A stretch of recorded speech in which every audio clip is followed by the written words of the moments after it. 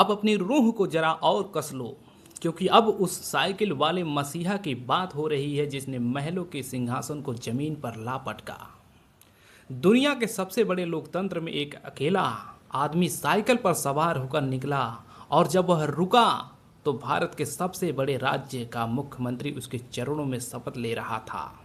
यह कहानी है मान्यवर काशीराम की, उन जिन्होंने राजनीति को भीख नहीं बल्कि हक का जरिया बना दिया। काशीराम जी पुणे की एक सरकारी डिफेंस लैब ERDL में एक अच्छी नौकरी कर रहे थे। एक दिन वहां बाबा साहेब की जयंती की छुट्टी रद्द कर दी गई। एक चतुर्थ श्रेणी कर्मचारी ने इसका विरोध किया तो उसे सस्पेंड कर दिया गया। काशीराम जी ने उस कर्मचारी का साथ दिया, अपनी सुरक्षित सरकारी नौकरी को ठोकर मार दी और घर पर चिट्ठी लिख दी, मैं अब कभी घर नहीं लौटूंगा, कभी शादी नहीं करूंगा और अपना पूरा जीवन बाबा साहेब के मिशन को समर्पित कर दूंगा। उन्होंने अपनी मां को भेजा हुआ वह खत आज भी इतिहास का गवाह है।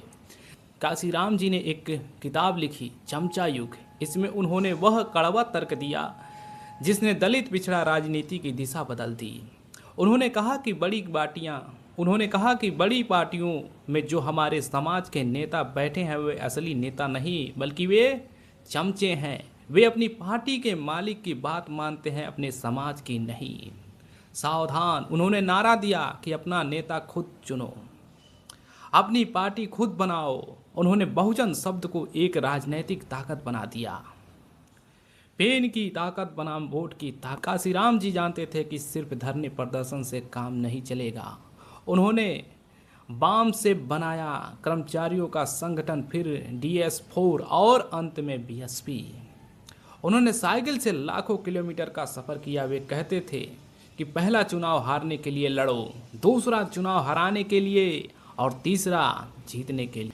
उन्होंने एक ऐसा सूत्र दिया जिसने सत्ता के गलियारों में भूकंप ला दिया, जिसकी जितनी संख्या भारी उसकी उतनी हिस्सेदारी। यानी अगर हम 85 हैं तो राज भी हमारा होना चाहिए।